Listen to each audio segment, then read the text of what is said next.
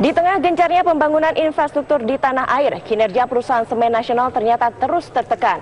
Selain persaingan dengan perusahaan semen asing, kondisi iklim investasi ternyata belum mendukung pemulihan industri semen nasional.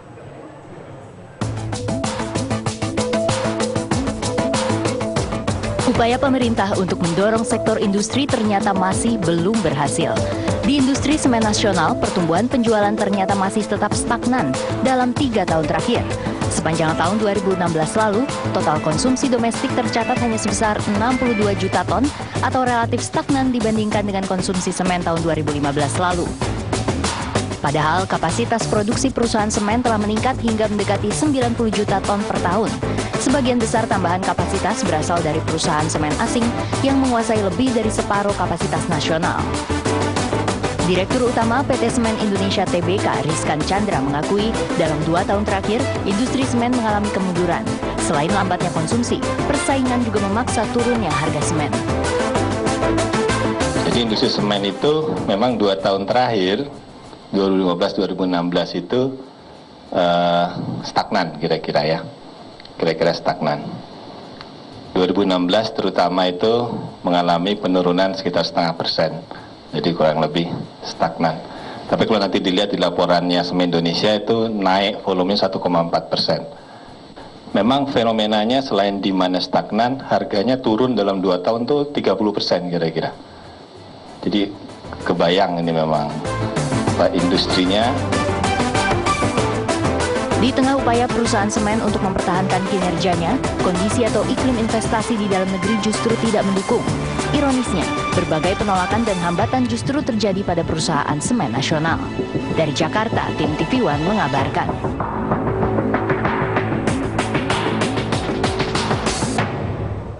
Dan untuk membahas bagaimana kondisi yang dihadapi industri semen di tanah air, di studio Viva One sudah hadir Dirut PT Semen Indonesia Tbk. Ada Bapak Rizkan Chandra di sini. Selamat sore, Pak. Selamat sore. Apa kabar, Pak Rizkan?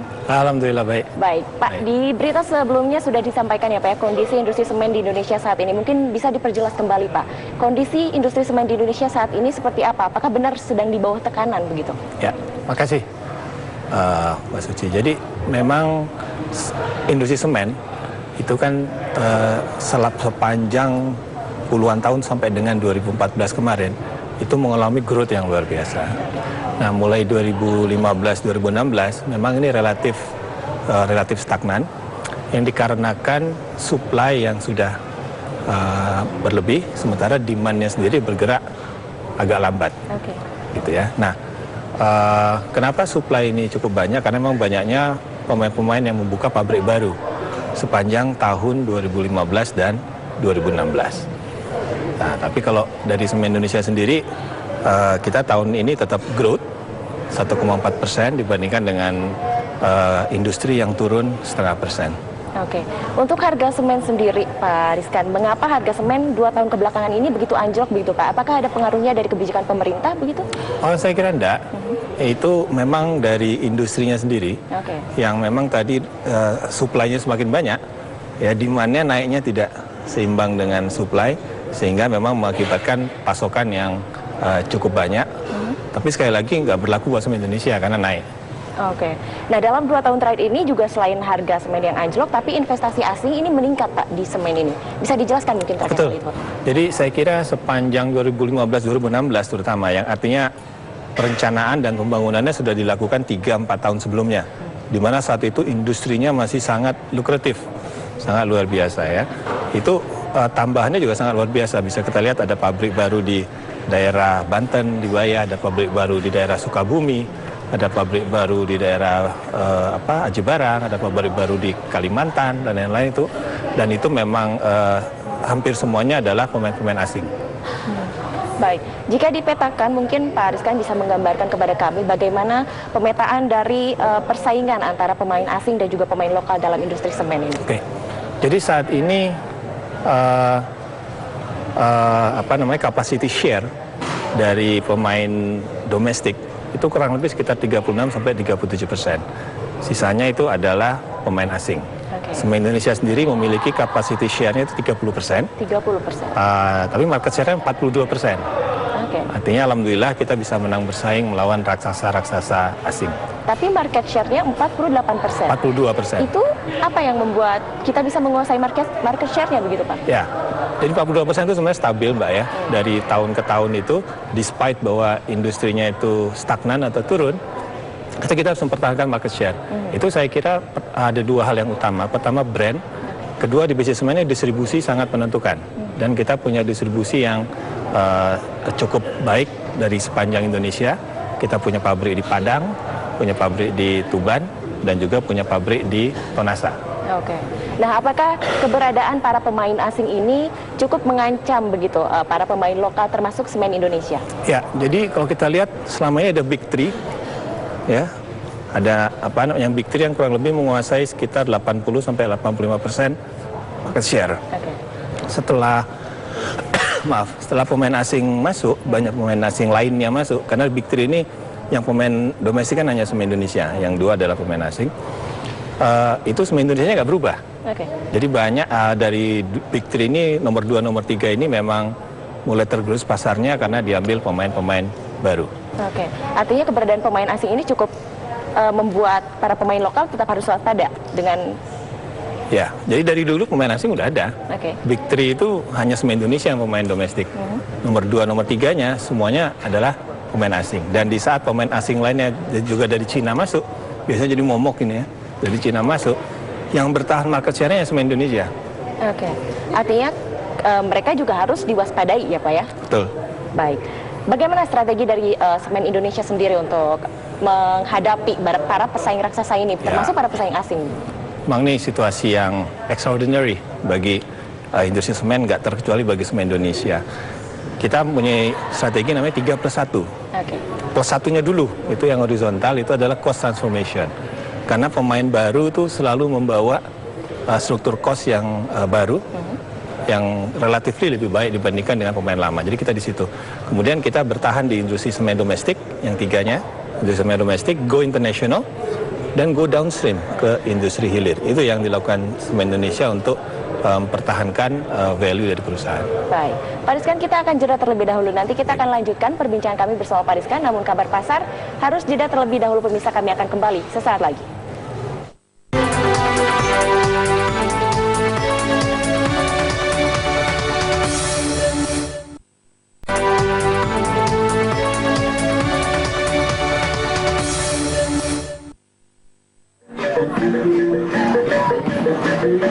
Ratusan warga di Rembang, Jawa Tengah menggelar aksi dukung pembangunan pabrik semen di Desa Tegaldowo, Kecamatan Gunem, Kabupaten Rembang, Jawa Tengah.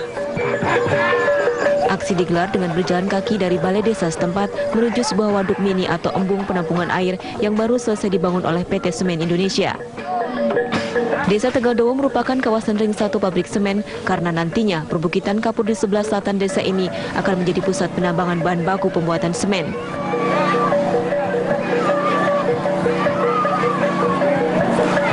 Tujuh gadis desa Tegaldowo membawa kendi berisi air yang diambil dari 7 titik mata air. Mereka diiringi ratusan warga membawa bendera merah putih. Setelah sampai di embung Tegaldowo, peserta aksi mengelilingi embung sambil memercikan air kendi. Hal ini merupakan simbol bahwa air akan tetap ada. Berkat kepedulian dari PT Semen Indonesia tentang kepentingan air, tentang wadah embung yang digunakan untuk kepentingan kepada masyarakat, maka kita mengambil tempat di sini. Pihak desa Tegaldowo juga optimis keberadaan pabrik semen tidak akan berdampak buruk. Alasannya, di perbukitan desa Tegaldowo sudah belasan tahun berlangsung penambangan batu kapur. Tapi kondisi sumur-sumur warga masih bisa diandalkan untuk mencukupi kebutuhan sehari-hari. Dari kita sendiri tidak tahu kronologinya lah gimana tentang dengan adanya pabrik semen itu, gimana sumberannya saya tidak tahu. Namun pada saat itu tahun-tahun yang lalu perusahaan sudah banyak di wilayah kita, di atas banyak perusahaan yang tanah air belum pernah kurang di warganya, tidak ada terganggu sama sekali, Pak. Aksi dukungan ini ditutup dengan doa bersama dan memotong 7 buah tumpeng di lokasi embung. Dari Rembang, Jawa Tengah, Abdul Rohim, TV One mengabarkan.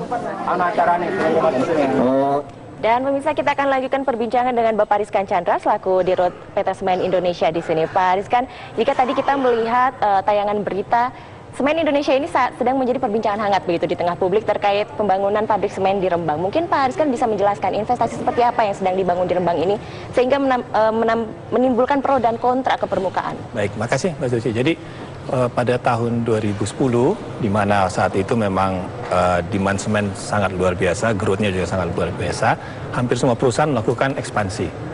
Dan Semen Indonesia belum memiliki eksistensi di daerah Jawa Tengah.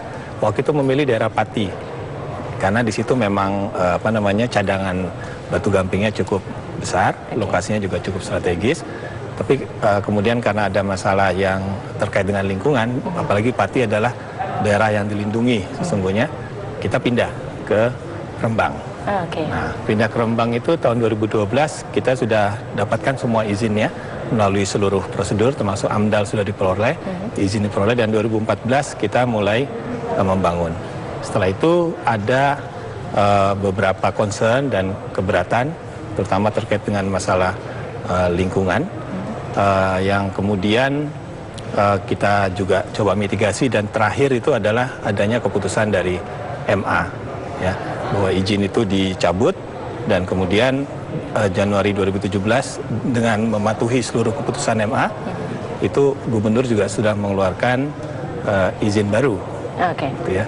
Dan berdasarkan itu kita sekarang juga terus mempersiapkan hal-hal yang menjadi concern, termasuk masalah lingkungan, di mana hal-hal seperti ini sebenarnya sudah kita mitigasi dan sudah juga kita lakukan di pabrik kita yang lama di Tuban, di mana hal yang menjadi concern, misalnya air, di sana dapat ditangani dengan baik, penghijauan setelah tambang juga dapat dilakukan dengan baik.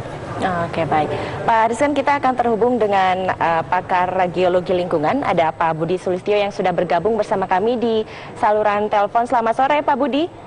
Selamat sore Bu, selamat sore. Pak Budi, kami ingin menanyakan Pak, dari sisi geologi bagaimana tanggapan Anda terkait perizinan dan AMDAL yang sudah dilakukan untuk pabrik semen Rembang? Apakah benar ada kesalahan atau tidak? Begini Bu ya, kalau kita lihat dari sisi geologi, lokasi itu kan sudah dilakukan dengan sangat hati-hati sekali. Dan sebetulnya tidak ada masalah, karena di lokasi IUP itu sebetulnya tidak ada mata air, tidak ada goa. Nah, itu sebetulnya yang kata kuncinya. Yang saya khawatirkan adalah keputusan dengan ke MA ini, masalah bahwa di cekungan air tanah tidak boleh dilakukan penambangan. Ini konsekuensinya luar biasa, Bu. Kalau ini akan diterapkan secara umum, maka kita harus menutup semua tambang yang ada di Indonesia, baik tambang batu bara, tambang minyak, maupun tambang gas. Dan mungkin kita harus menutup Freeport juga, karena itu berada di cekungan air tanah Timika. Jadi konsekuensinya kalau ini betul-betul dilaksanakan, pertambangan di Indonesia akan jadi titik nadir. Jadi menurut saya itu apa yang sudah dilakukan di cekungan air tanah di Batu Putih, dari sisi geologi tidak ada masalah. Baik, dari penelitian yang Anda lakukan tidak ada sedikit pun masalah yang ditemukan ya Pak ya di wilayah Rembang ini, baik dari segi ketersediaan air ataupun hal yang lainnya, tidak ada masalah ya Pak ya? Tidak ada masalah, karena begini, kita menggunakan konsep zero run off. Zero run off itu apa artinya? Bahwa tidak boleh air keluar dari lokasi tambang. Artinya ini mendukung program dari Kementerian KLHK bahwa untuk membuat geopori raksasa atau sumur resapan. Jadi tidak betul kalau selama ini dengan area tambang jadi banjir. Karena tidak mungkin jadi banjir karena air dimasukkan semua ke dalam tambang. Dan juga penambangan dilakukan di zona kering. Jadi tidak mungkin air itu akan memotong, tambang itu akan memotong zona-zona air, Bu. Baik. Jika Anda melihat pembangunan industri semen yang sebelum-sebelumnya, biasanya seperti apa Pak kerusakan lingkungan yang ditimbulkan dari pembangunan pabrik semen yang sudah-sudah begitu? Sebetulnya tidak, kalau itu dijalankan dengan benar, itu kan ada program reklamasi. Dengan program reklamasi yang harus dijalankan dan itu diawasi oleh pemerintah. Dan kemudian juga cara penambangan adalah secara progresif. Kalau itu dijalankan dengan baik, pengawasan yang baik, seharusnya tidak ada masalah. Nah, apakah jika Anda melihat pembangunan pabrik semen yang sudah berdiri sebelum-sebelumnya ini, apakah bisa mengatasi kesalahan atau kerusakan lingkungan begitu? Menurut saya bisa saja. Sekali lagi, itu kan sudah tiap tahun itu mereka membuat rencana reklamasi dan pasca tambang. Itu dan itu harus mendapat persetujuan dari lembaga yang berwenang. Artinya di situ sudah kelihatan bahwa penambangan itu harus berwawasan lingkungan. Di mana itu merupakan standar taktis itu sebenarnya. Baik, terima kasih banyak Pak Budi Sulistyo atas informasinya. Terima kasih sudah bergabung bersama kami Pak Budi. Selamat sore. Kita kembali ke Pak Rizkan. Tadi kita sudah mendengar keterangan Pak Budi bahwa tidak ada masalah sebenarnya Pak ya dalam AMDAL yang dilakukan di pembangunan PT Pabrik Semen di Rembang itu. Kira-kira yang membuat warga menjadi gaduh di sana, Pak Budi melihatnya dari segi pendiri seperti apa? Jadi begini, mungkin yang pertama itu saya kira sekarang ini ada yang mengaitkan antara Rembang dengan Kendeng. Saya kira dalam Permen ESDM tahun 2014 itu juga cukup clear bahwa ada 3 zona di Jawa Tengah itu yang sangat terkait gitu ya. Ada zona Rembang, ada zona satu lagi di tengah, saya lupa namanya ya, dan di bawah itu adalah zona Kendeng. Dan Rembang itu sebenarnya ada di atas. Jadi selama ini mungkin ada mispersepsi gitu bahwa Rembang itu Kendeng, Kendeng itu Rembang. Kalau Pati memang Kendeng, ya. Tapi kalau Rembang sebenarnya itu bukan Kendeng. Itu adalah hal pertama yang mispersepsi yang mungkin ini juga perlu kita luruskan bersama. Kemudian hal kedua adalah bahwa di Rembang itu sesungguhnya dalam permen yang sama itu tidak termasuk kawasan bentang alam kars atau kars yang dilindungi. Jadi sebenarnya tadi seperti disampaikan oleh Pak Budi, itu sebenarnya aman untuk dilakukan penambangan. Nah, KBAK itu sebenarnya adanya di Pati, ada di Grobogan, ada di Blora. Nah, ini mungkin ada kesalahpahaman yang kedua gitu, bahwa sebenarnya daerah tersebut bukan daerah yang dilindungi. Nah, mengenai concern tadi masalah air, saat ini pun kita sudah bangun embung di Rembang sebenarnya. Jadi ini kita melakukan hal yang sama persis seperti yang dilakukan di Tuban, dan itu di Tuban itu membuat petani di sekitar, karena di daerah Batu Gamping tidak ada petani ya. Petaninya adanya di daerah-daerah sekitarnya. Itu dari panen 1 kali setahun, Mbak, itu menjadi 2 sampai 3 kali dalam setahun, karena airnya itu selalu tersedia. Ya, diakibatkan oleh adanya embung tersebut. Hal itu juga yang kita lakukan di Rembang, sehingga kekhawatiran mengenai hal tersebut itu sesungguhnya bisa dilakukan mitigasi. Pak Budi juga sudah menjelaskan ada metode tambang block mining system beserta zero runoff, di mana air itu tidak keluar dari sana, sehingga itu diharapkan justru akan dapat menambah debit seperti yang sudah terjadi di Tuban. Baik, artinya PT Semen Indonesia sudah mengantisipasi kerusakan-kerusakan lingkungan yang mungkin akan terjadi, tapi solusinya sudah dicarikan ya Pak ya, untuk pembangunan semen di Rembang ini. Baik, Pak Rizka, nanti kita akan lanjutkan kembali perbincangan kita, namun kabar pasar harus jeda terlebih dahulu pemirsa. Kami akan kembali sesaat lagi.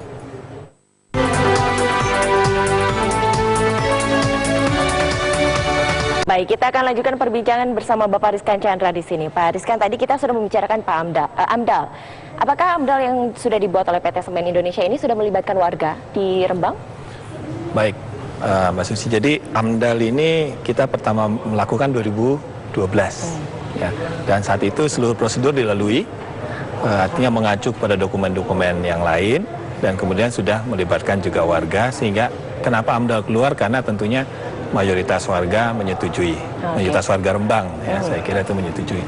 Demikian juga AMDAL yang kemarin. Jadi pada tanggal 2 Februari 2017 itu sidang Komisi Penilai AMDAL dilakukan dan mengundang seluruh warga masyarakat di Rembang, baik yang pro maupun kontra, ya, dan hadir juga yang kontra di sana. Hadir juga. Sehingga memang karena AMDAL-nya disetujui, berarti memang sudah sebagian besar warga Rembang ini ya, kita ngomong warga Rembang nih Mbak ya, warga Rembang yang berada di ring 1 pabrik itu berarti setuju dengan pembangunan ini. Baik, nah terkait keputusan MA yang kemudian membatalkan AMDAL yang sudah dibuat oleh PT Semen Indonesia, apa langkah selanjutnya dari PT Semen Indonesia ini? MA itu membatalkan AMDAL yang lama. Sekarang AMDAL yang baru ini beserta izin lingkungannya sekarang berlaku efektif. Jadi memang saat ini pabrik sudah memiliki seluruh dasar hukum untuk beroperasi dan sekarang kita menunggu hasil dari kajian lingkungan hidup strategis yang sekarang sedang dilakukan oleh Kementerian Lingkungan Hidup dan Kehutanan. Baik. Baik, Pak Rizkan, seperti yang kita tahu, dalam waktu yang bersamaan ketika AMDAL PT Semen Indonesia dibatalkan, kemudian MA memenangkan AMDAL pabrik semen lain yang sedang dibangun di Pati, begitu. Bagaimana tanggapan Pak Rizkan sendiri? Saya kira gini, Mbak ya, Semen Indonesia adalah perusahaan yang selalu mematuhi hukum dan regulasi. Saat mengenai keberadaan pabrik lain, saya kira kita fokus saja kepada pekerjaan kita sendiri, dan kita sangat yakin bisa bersaing dengan perusahaan-perusahaan lain. Jadi selama perusahaan itu juga mematuhi hukum dan regulasi, saya kira tidak ada masalah. Oke, harapan kedepannya terkait pembangunan PT Semen Indonesia terkait pabrik yang di Rembang ini nanti ke depan seperti apa, Pak Rizkan? Saya kira gini, sebaik-baik keberadaan sebuah perusahaan adalah yang berguna bagi lingkungan sekitarnya. Itu yang kita sudah terapkan juga baik di Tuban, di Tonasa maupun di Indarung Padang. Ini yang kita harapkan juga akan kita lakukan di Rembang. Sehingga pabrik belum berdiri, kita sudah mengucurkan sekian banyak CSR untuk supaya keberadaan kita ini benar-benar ada manfaatnya bagi lingkungan. Itu yang kita harapkan ke depan. Baik, mungkin mempertegas sedikit Pak Rizkan. Tadi Pak Rizkan sempat menjelaskan beberapa pemisahan zona ini. Kendeng ini termasuk Rembang atau Rembang termasuk Kendeng? Nah, ini harus dipertegas nih agar tidak ada kesimpang siuran lagi. Baik, Mbak Suci. Jadi memang di situ ada 3 ya. Di atas sudah zona Rembang, ada Randu Blatung di tengah, di bawah Kendeng. Jadi sebenarnya antara zona Rembang dan zona Kendeng itu ada zona lainnya yang membatasi. Jadi sebenarnya cukup jauh. Cukup jauh. Sehingga Rembang masuk di atas, yang masuk di bawah itu sebenarnya Pati, Blora, itu masuk di kalau dinamakan Kendeng ya itu sebenarnya isinya, terutama Pati ya, Pati dan Blora. Zona Rembang itu span dari Rembang, Tuban pun masuk di zona Rembang. Baik. Itu saya kira. Dengan berbagai hambatan yang sudah dihadapi oleh PT Semen Indonesia, cukupkah optimis PT Semen Indonesia akan memenangkan persaingan begitu di industri semen saat ini? Seperti saya sampaikan tadi, sudah berpuluh tahun Semen Indonesia menjadi leader, ya, baik dalam suasana pesaing tidak banyak maupun sekarang. Dalam suasana pesaing sekian banyak, ternyata kita bisa mempertahankan market share di angka yang sesuai, walaupun capacity share kita terus menurun, karena memang belum ada pabrik baru. Itu saya kira. Baik, terima kasih Pak Rizkan Chandra telah hadir di studio kami. Dan pemirsa, tadi sudah kami perbincangkan mengenai pembangunan PT Semen Indonesia di pabrik Rembang bersama Pak Rizkan Chandra selaku Dirut PT Semen Indonesia. Dan kabar pasar harus kita akhiri sampai di sini. Mewakili kerabat kerja yang bertugas, saya Suci Mentari pamit undur diri. Terima kasih, sampai jumpa. Terima kasih banyak.